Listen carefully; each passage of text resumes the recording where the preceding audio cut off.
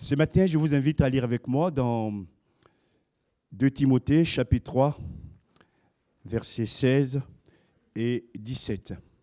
2 Timothée, chapitre 3, versets 16 et 17. Le thème de ce matin, la Bible, un livre extraordinaire. La Bible, un livre extraordinaire. Nous lisons: toute écriture est inspirée de Dieu et utile pour enseigner, pour convaincre, pour corriger, pour instruire dans la justice, afin que l'homme de Dieu soit accompli et propre à toute bonne œuvre. Amen. Dieu, dans son infinie bonté, nous a donné un livre particulier, un livre dans lequel nous pouvons puiser des ressources pour notre bonheur, des conseils pratiques pour les choix de vie. Et ce livre a traversé les siècles et demeure toujours un livre qui parle, un livre qui nous apporte la vie, un livre extraordinaire. Et il y a quelque temps de cela, je vous ai apporté donc une étude sur Satan, qu'on pourrait appeler donc en termes théologiques la démonologie. Je vous ai parlé également aussi du retour de Jésus. C'est ce qu'on appelle l'eschatologie. C'est des mots un peu forts, mais retenons l'essentiel. Ce matin, je voudrais parler des Écritures, la bibliologie. C'est important. Quelqu'un a dit dans les psaumes: je serre ta parole dans mon cœur afin de ne point pécher contre toi. Ta parole est une lampe à mes pieds et une lumière sur mon sentier. Et je bénis le Seigneur pour ce don qu'est le livre saint, la Bible. Amen. Premier point, l'Écriture est inspirée. Ce livre est inspiré par Dieu lui-même. C'est Dieu qui a inspiré les auteurs afin qu'ils parlent de sa part. C'est le livre le plus connu dans le monde. C'est un best-seller finalement. Et ce livre apporte toujours du réconfort et de l'espérance. Ce livre nous dit d'où nous venons, ce que nous sommes et où nous allons. Et c'est ce livre qui présente aussi nos destinées futures, la vie éternelle. On a besoin de savoir ces choses. Et ces hommes qui ont écrit ces livres, dans l'Ancien Testament, ou je dirais plutôt le Premier Testament, il y a 39 livres, et dans le Second Testament, il y a 27 livres. En tout, il y a 66 livres qui sont là pour nous aider à comprendre la volonté de Dieu. Et c'est important à savoir, ce n'est pas que des hommes qui l'ont écrit, c'est des hommes qui ont été poussés par l'Esprit de Dieu pour écrire ces paroles. Et c'est la raison pour laquelle il n'y a pas d'autre livre qui peut être comparable à la Bible. Et ce matin, vraiment, je voudrais vous encourager à lire de plus en plus la Bible. Et même la foi, quand on veut grandir dans la foi, la Bible dit, dans Romains chapitre 10, que la foi vient de ce qu'on entend, et ce qu'on entend vient de la parole de Dieu ou de Christ. Si tu veux voir ta foi grandir, lis la Bible. Amen. Toutes les Écritures sont inspirées. Depuis la Genèse jusqu'à l'Apocalypse, il y a la main de Dieu qui est là et qui conduit chacun des auteurs. Ils sont différents, c'est vrai. Il y a des médecins, il y a des bergers, des agriculteurs, mais chacun a été touché par Dieu pour apporter vraiment la pensée de Dieu pour nous aider à comprendre ce que Dieu veut pour chacun de nous. Et ces paroles ont été soufflées hors de Dieu, littéralement. Soufflées hors de Dieu. Il y a le souffle de Dieu. Et j'ai toujours été émerveillé de voir que lorsque Dieu agit, il y a toujours sa touche. Amen. Au niveau de la Bible, au niveau de l'action du Saint-Esprit, dans nos rassemblements, il faut qu'il y ait la touche de Dieu. Et quand Dieu est présent, cela se voit aussi. Au nom de Jésus, nous le glorifions. Et vraiment, je vous invite, frères et sœurs, à retrouver cet amour de la Bible. Chers amis, aimez la Bible.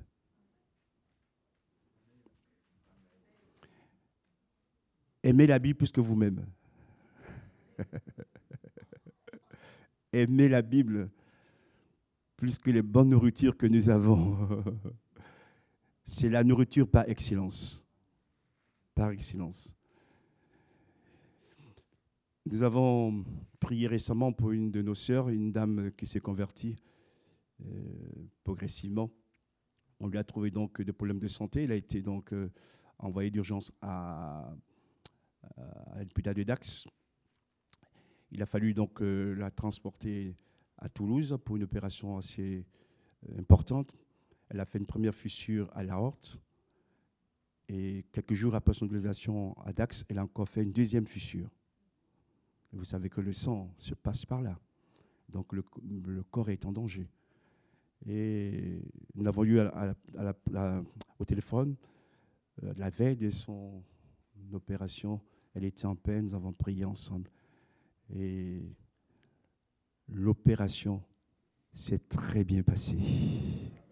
Elle m'a dit de remercier l'Église d'avoir prié pour elle. Elle est entre la vie et la mort, mais Dieu a mis sa main sur elle. Gloire à Dieu. Voilà, et en lisant la parole, elle a été aussi réconfortée. Que Dieu nous aide à chacun. Deuxième point de ce message, l'écriture est essentielle. Vous savez, pendant le Covid, le gouvernement disait que tous les commerces non essentiels, toutes les activités non essentielles devraient être fermées.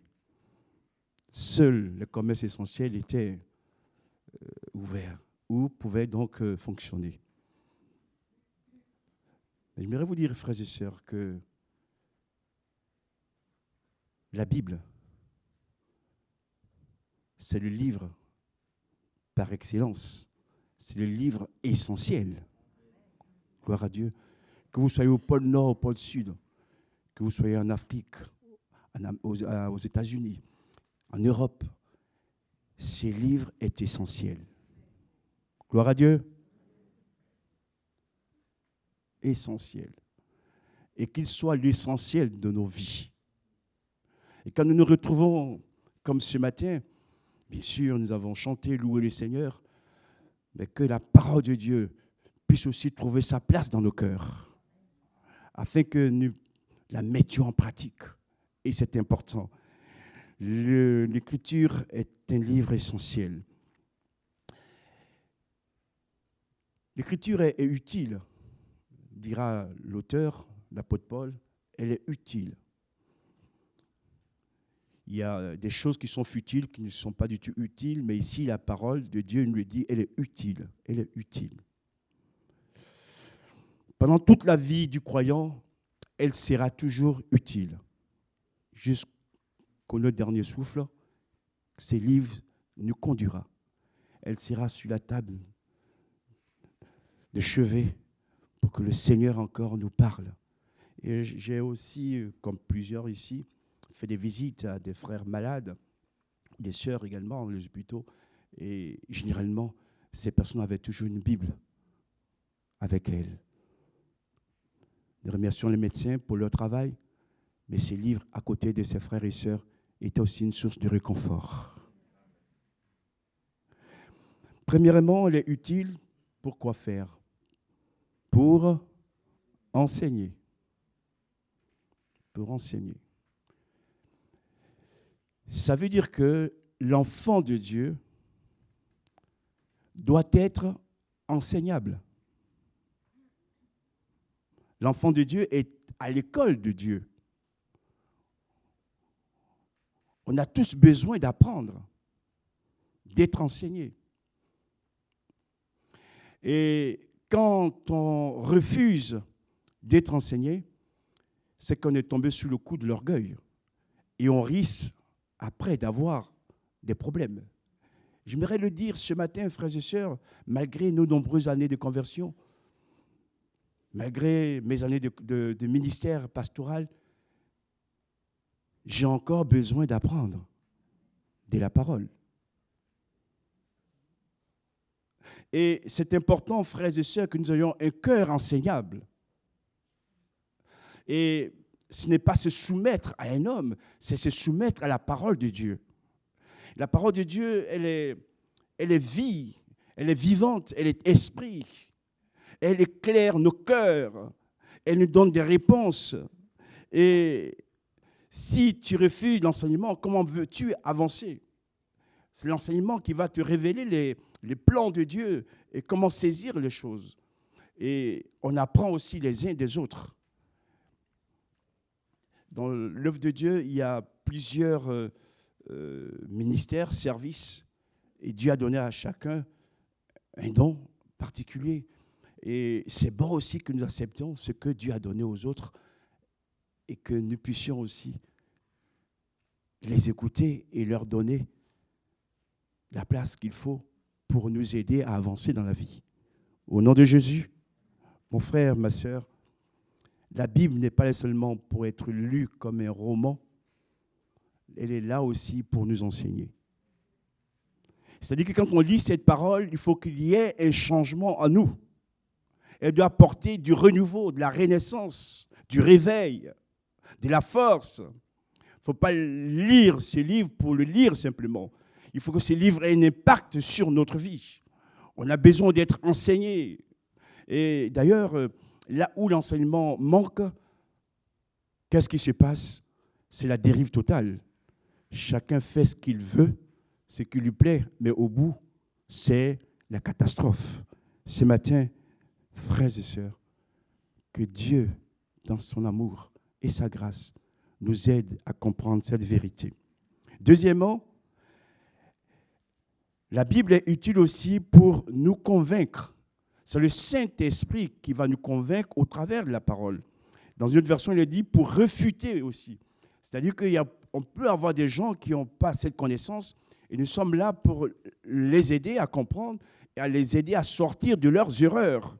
Et oui, Seigneur, lorsque je lis ta parole et que l'Esprit me convainc, que je l'accepte. Amen. Parce que souvent, on voudrait lire des choses qui nous plaisent. Mais quand Dieu nous bouscule un peu, est-ce que nous sommes prêts aussi à l'accepter? Et c'est important parce que si la Bible nous convainc de telles choses, ce n'est pas pour nous détruire, c'est pour nous aider à changer et à vivre dans la vérité et la droiture. Ce matin, Seigneur, oui, lorsque tu nous parles, que nos oreilles soient attentives, non seulement à t'écouter, mais aussi à t'obéir. Amen. Troisièmement, la Bible est utile aussi pour redresser. D'autres versions disent corriger. Corriger. C'est vrai que l'homme, par nature, n'aime pas être corrigé. Par nature. Parce que souvent, on pense qu'on est le centre du monde. C'est tout ce que nous pensons, tout ce que nous disons qui est vrai. Les autres ont toujours tort. Et la Bible est là aussi pour nous dire que même si Dieu nous aime, il arrive aussi qu'il nous corrige. Amen. Dieu nous corrige. Et corriger n'est pas dire moins aimer la personne. Heureusement que nos parents nous ont corrigés pour nous aider à ne pas prendre un chemin de délinquance et de mort. Merci. Et Dieu, lorsqu'il nous corrige, c'est pour notre bien. Et apprenons aussi, frères et sœurs, à trouver dans la Bible des corrections pour nous redresser, afin que nous soyons dans le plan de Dieu. Tant qu'on n'est pas corrigé, qu'on demeure dans nos manières de faire, mais rien ne se passe. Parce qu'on peut tromper les hommes, mais on ne peut jamais tromper Dieu. Et je le dis de tout mon cœur, Seigneur, merci de nous corriger. Et quand Dieu nous corrige et qu'on accepte sa correction, frères et sœurs, on fait des progrès. On avance. Mais quand on refuse la correction, on est sur place et on n'avance pas. Et c'est dommage que ce matin, nous comprenions aussi que les Écritures ont aussi pour fonction de nous corriger, de nous aider à nous redresser pour avancer. Quatrièmement, la Bible est utile aussi pour instruire ou apprendre. Dans le mot instruire ici, il est question d'éducation. Je me redis ceci, frères et sœurs. Ce n'est pas parce qu'on est devenu chrétien qu'on ne doit plus avoir des savoir-vivre. Au nom de l'amour, on fait tout, on dit tout. Tout ce qui nous passe par la tête.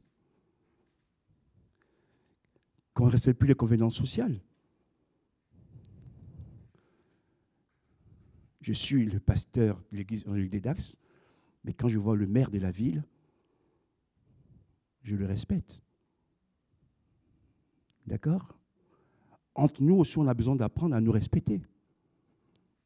Certains croient que parce qu'au nom de l'amour, on fait quoi? On dit... Mais non, mon frère, c'est un minimum. Même les gens du monde, les gens du monde savent se respecter entre eux. Regardez un peu le gouvernement. Lorsque le président se déplace, il y a tout un protocole. Chacun est à sa place. Et quand vous allez voir le médecin, votre médecin, vous arrivez, alors qu'il y a des gens qui sont dans la salle d'entente, vous arrivez, vous ne dites pas bonjour ni bonsoir, et puis vous mettez vos pieds sur les tables, vous voyez le médecin, vous l'insultez. Ça va bien se passer? Non. Il y a aussi, on apprend à savoir vivre. Et je me dis, frères et sœurs, nous avons le meilleur livre d'apprentissage. On doit être alors des modèles et des exemples. Que Dieu nous aide à comprendre ces choses ce matin. Ne nous cachons pas derrière l'amour humain pour faire n'importe quoi. L'amour de Dieu, c'est un amour qui corrige. Jean chapitre 3, verset 16. Dieu a tellement aimé le monde qu'il a donné unique, afin que quiconque croit en lui ne périsse point, mais qu'il ait la vie éternelle. Il a donné son fils où? À la croix. Jésus a souffert. Dans l'amour, il y a aussi la souffrance. Voilà. Et apprenons à revenir à la parole. Vous verrez que beaucoup de choses nous seront épargnées. Gloire à Dieu, je ferme la parenthèse. Donc on a besoin d'apprendre comme un enfant. Le terme grec même parle d'enfant qui apprend, qui écoute, qui se laisse instruire et qui est éduqué de la bonne manière. Et il dira, à mener une vie conforme à ce qui est juste. Que ce soit l'enseignement ou le fait de convaincre, de corriger, d'instruire, tout cela doit se faire dans la justice. J'ai dit, Seigneur, tu aurais pu mettre dans l'amour, mais tu écris dans la justice. Pourquoi? Parce que Dieu ne fait pas de favoritisme. Dieu est juste. Dieu ne punira jamais l'innocent. Par contre, le coupable sera châtié. Et on a besoin de faire ces choses, de grandir dans la justice. La justice parle de la droiture. Plus on lit la Bible, plus on doit être droit. Plus on lit la Bible, plus on doit être loyal et fidèle également. Et cette semaine, je lisais ma propre lecture. Jésus disait aux pharisiens, hypocrites, etc., vous donnez la dîme de la nette, la dîme des plantes, etc., des légumes. Mais la chose la plus importante, c'est la bonté ou miséricorde, la justice, la justice et la foi ou la fidélité. Croire à Dieu. Voilà. Donc, que la Bible nous aide à grandir, à ne pas rester comme des enfants qui ont besoin encore du lait, à manger de la nourriture solide, et que Dieu accomplisse son œuvre parfaitement à nous. La Bible nous transforme, elle transforme nos vies. Et plus nous nous rassemblons, plus on doit devenir meilleur, et non pas pire. Et cela, ça vaut pour tout le monde. Et elle donne aussi des réponses à nos besoins. Et répond à nos questions. Dans la Bible, il y a vraiment tout. Pour que nous trouvions des réponses à nos questions, des solutions à nos besoins. Et dans la Bible, il y a vraiment une vraie nourriture. À Dieu soit la gloire. Elle nous dévoile aussi les desseins de Dieu. Des fois, certains disent, mais j'aimerais comprendre, saisir le plan de Dieu. Mais lis la Bible déjà. Après, il y aura le reste. Parce que dans la Bible, Dieu nous parle aussi par des versets pour nous aider à grandir dans le nom de Jésus. Troisième point de ce message, l'homme de Dieu et l'Écriture, ou l'homme de Dieu et la Bible. Ici, l'homme de Dieu, même s'il est vrai que cette lettre est adressée à Timothée, mais elle s'applique aussi en général à tous les chrétiens, à tous les croyants. Nous avons tous en nous l'Esprit de Dieu. Amen.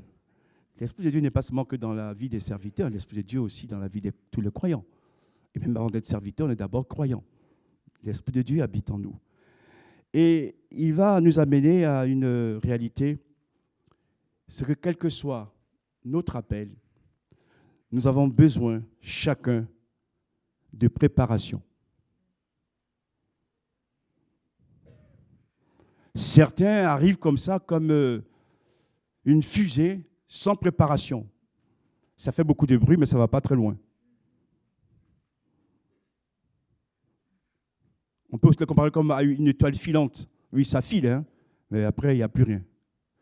Il y a un temps de préparation.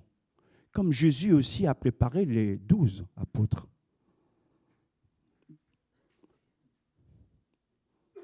Il les a formés pendant 3 ans et demi.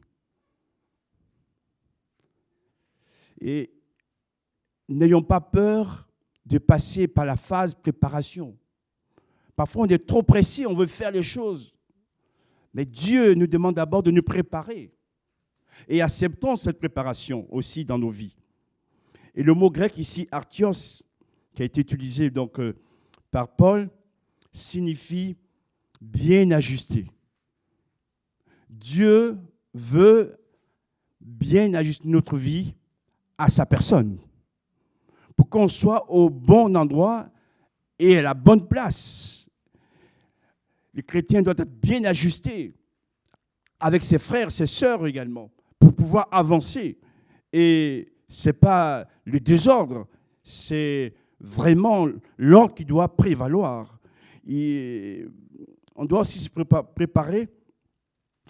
Et je vous donne un deuxième terme. Celui qui est préparé doit être aussi proportionné. Voilà. Être dans sa juste proportion. Pas en prenant la proportion de l'autre, mais être dans sa proportion à lui. Et Dieu, ainsi donc, agence des choses pour que l'Église avance. Des fois, on dit, mais on veut que l'Église avance. Mais l'Église avance, que fais-tu pour que l'Église avance? L'Église avance en commençant par toi-même. Par moi-même. L'Église n'avance pas avec les autres seulement, mais c'est aussi moi aussi. Est-ce que je veux avancer? Voilà. Il ne faut pas être simplement un spectateur pour regarder ce qui se passe. Il faut être aussi acteur. Seigneur, ce matin, je vais être proportionné par rapport à la préparation que tu exiges de moi, afin que ma place soit aussi une bénédiction pour l'Église. Amen. Être préparé parle aussi d'être ordonné. Il y a de l'ordre. il y a de l'ordre. Dieu est un Dieu d'ordre et de paix. Là où il y a les désordres, ce n'est pas Dieu qui fait cela. Dieu est un Dieu d'ordre. Pour être rempli de l'esprit, avoir reçu des talents, mais si vous travaillez dans le désordre, méfiez-vous, parce que Dieu veut qu'on travaille dans l'ordre. Amen. D'ailleurs, comme on lit dans les Actes des Apôtres, il dit que l'Église était en paix et Dieu ajoutait chaque jour les âmes qui étaient sauvées. C'est la paix qui favorise aussi la croissance. Gloire à Dieu.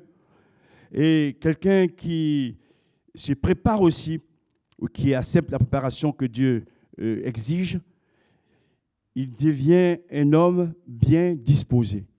Bien disposé. Des fois, on vient au culte avec quel état d'esprit? Quel est l'état de notre cœur? Est-ce qu'on est vraiment bien disposé?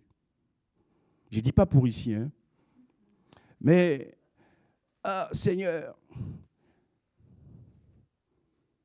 tu as vu, le groupe de louanges, ces chants n'ont pas chanté comme moi je voulais. Donc, je ne chante pas.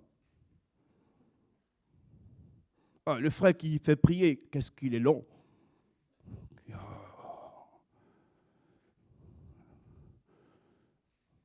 Seigneur, les dons spirituels, c'est tous les mêmes personnes qui donnent les dons spirituels dans cette église. À force, ça, c'est là. Mais mon frère, si c'est les mêmes personnes, tu dis, vas-y, jette-toi aussi et fais-le. Personne n'est interdit de le faire. Et quand le pasteur arrive, surtout pas qu'il soit trop long. Parce qu'à 11h30, déjà, je sens l'odeur du repas de midi. Mon Dieu, vraiment. Oh Seigneur. Mais à qui on fait le mal? Ce n'est pas même aux frères, ni aux sœurs, ni aux pasteurs, c'est à Dieu. On est là ce matin pour qui? Pour Dieu. Pour Dieu, on est là pour Dieu. Et il nous voit. Et après, on va dire, Seigneur, tu vois, je t'ai demandé, tu n'as pas donné. Mais est-ce que tu as été respectueux de sa maison, respectueux de sa personne? On exige beaucoup de Dieu. Par contre, nous, notre part, on se laisse vivre. Seigneur, aide-nous à comprendre cela aussi. Au contraire, on doit dire, Seigneur, bénis le groupe de louanges, bénis le frère qui préside, bénis le pasteur qui apporte le message, et que chacun de nous, les frères qui donnent le don spirituel, et que ça nous fasse du bien ensemble.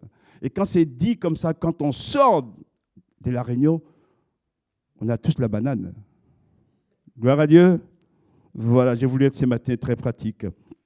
Celui qui se prépare aussi, quelqu'un qui devient propre à servir. Dieu nous sauve pour qu'à la longue aussi nous le servions. On n'est pas sauvé pour être assis. On est sauvé pour servir. Gloire à Dieu. Et plus on est dans le service, mieux ça vaut. À Dieu soit la gloire. Et puis je conseille une chose, quand quelqu'un rentre dans un service et qu'il est actif, il n'a plus le temps de critiquer. Parce qu'il comprend ce qui se passe derrière. D'accord? Dieu nous aide à comprendre cela. Et je termine cette partie. On est préparé pour devenir convenable. Pas qu'on est parfait, mais qu'on devient convenable parce que Dieu nous permet d'exercer notre ministère, notre service de la bonne manière. Donc, je n'ai pas de la préparation, mais il faut aussi être équipé. Être équipé, c'est pas, on ne va pas à la guerre comme ça sans équipement. Il faut équiper. Et le mot grec ici parle d'un équipement parfait. Nous, on n'est pas parfait. S'il y a quelqu'un qui est parfait, peut-être si dans la salle, lève la main que je vois. On n'est pas parfait. Par contre, l'équipement que Dieu nous donne est parfait. Parce que les armes que Dieu nous donne sont des armes spirituelles. Gloire à Dieu. Et c'est par ces armes qu'on peut faire, on peut chasser les démons, vaincre le diable et les puissants des ténèbres. Les armes de Dieu sont parfaites et Dieu veut nous équiper parfaitement. Regarde les gens du monde. Autour d'un ballon ovale, ils font des choses avec beaucoup d'énergie, etc. Il y a la Coupe du Monde d'ailleurs qui a commencé là, bientôt. Là. Regardez toute cette énergie. Oh, nous, frères et sœurs, notre challenge, c'est la vie éternelle. C'est Jésus. Nous communiquons l'espérance aux hommes et aux femmes. On doit le faire avec de l'excellence et aussi avec de l'abnégation. Que le Seigneur nous aide à comprendre ces vérités-là. Et littéralement, c'est traduit « ayant été parfaitement équipés », c'est-à-dire armés, dotés, outillés, on peut alors faire l'œuvre de Dieu. Quand on est mal préparé, quand on est mal équipé, il y aura toujours des problèmes. Par contre, si on est bien préparé et bien équipé, on sait où est notre place et on travaille ensemble pour le bonheur de l'Église et à la gloire de Dieu. Je vais bientôt terminer. Quand on est équipé, armé et doté, on devient donc une personne accomplie. C'est écrit, hein? Mais c'est quoi accompli? Et j'aimerais parler quelques instants sur ce mot. Un chrétien accompli ou un croyant accompli, c'est un croyant qui est mature, adulte et mature. Et frères et sœurs, des fois je me pose la question, où est notre maturité? Parce que des fois, on se dispute sur des peccadilles. Ça me fait penser d'ailleurs à une image que j'ai vue à la télévision.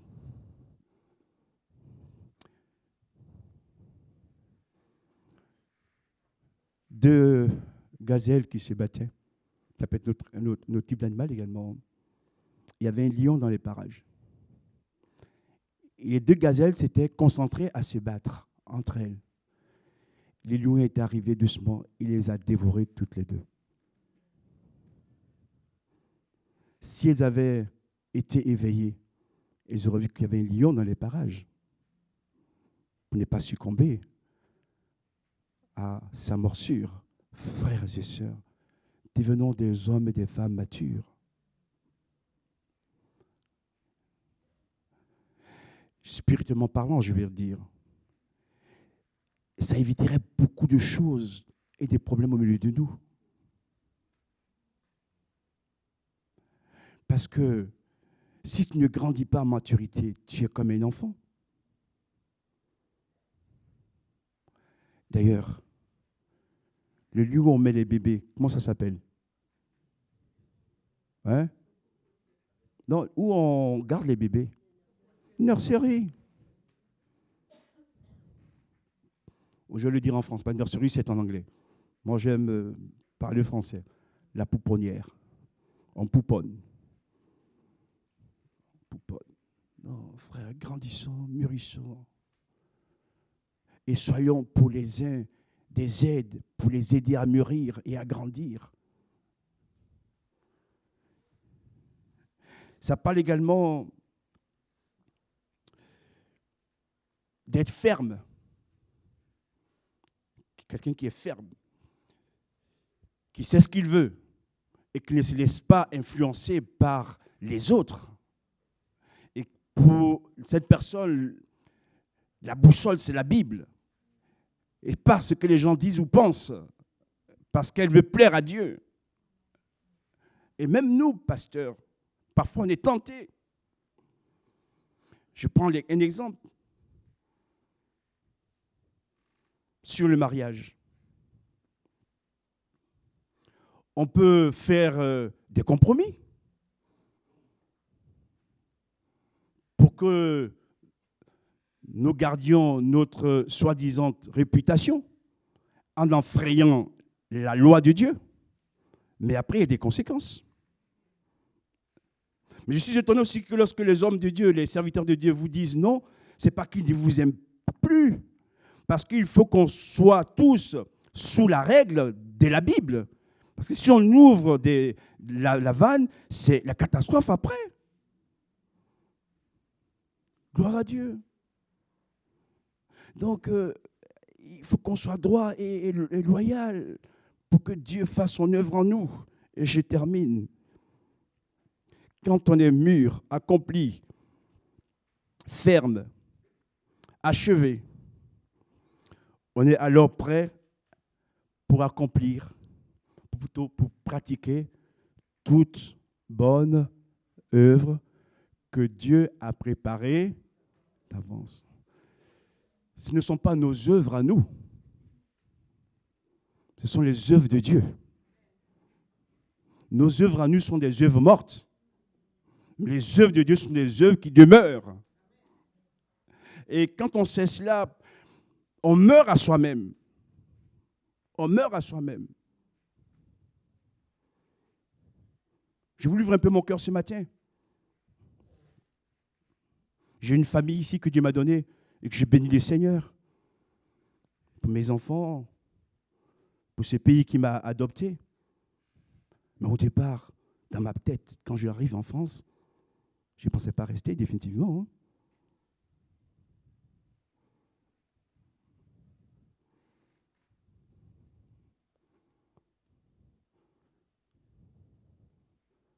Et oui, je suis un humain comme vous aussi.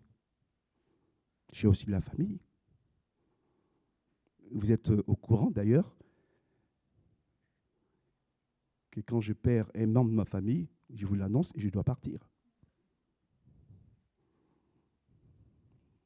Mais servir Dieu, ce n'est pas faire ce qui nous plaît. C'est faire ce qui plaît à Dieu. Mais je ne regrette absolument rien. Je suis dans le ventre de Dieu. D'accord ? Je me rappelle cette histoire. Une personne âgée de 82 ans, catholique, du pied à la tête, donc qui était dans la tradition. Dieu l'a touchée. Elle s'est convertie. Et j'ai eu la joie de la baptiser. Quel bonheur! Quel bonheur! Je vais vous donner plusieurs exemples encore. Je m'arrêterai là. Servir Dieu, ce n'est pas faire ce qui nous plaît. C'est faire ce qui plaît à Dieu. C'est accepter de mourir à soi-même. Accepter de verser même des larmes dans le secret pour que son nom soit glorifié. Et puis, Dieu m'a dit, que tu sois là-bas ou pas, tu ne peux rien changer. Moi, je peux le changer. Je peux m'en occuper. D'accord ? Que Dieu nous aide vraiment à entrer dans ces choses. Ne soyons pas dans la pensée du monde, à faire comme les gens du monde. On prend toute la partie qui nous plaît et le reste à Dieu. Arrêtons cette façon de faire, frères et sœurs. Les temps sont courts. Et Jésus revient bientôt.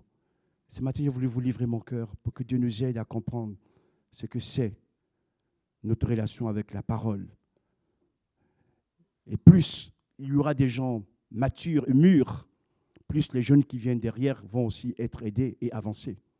Que ce matin, Dieu nous bénisse ensemble. Au nom de Jésus. Merci pour ta parole. Merci de nous éclairer, de nous aider à la reconsidérer. Nous voulons non seulement la lire, mais aussi la mettre en pratique. Dans les domaines où nous avons besoin de faire des progrès, Seigneur, nous ne voulons pas nous dresser contre toi, mais au contraire, accepter ta correction pour que nous puissions avancer et vivre, Seigneur, selon ta volonté. Ce matin, souffle sur nos vies. Viens encore nous visiter, Seigneur. Nous aider à prendre les bonnes résolutions. Parce que ce que nous voulons, c'est de te servir avec joie, avec abnégation aussi. Seigneur, ce matin, fais grâce à chacun de nous. Dans le nom de Jésus. Amen.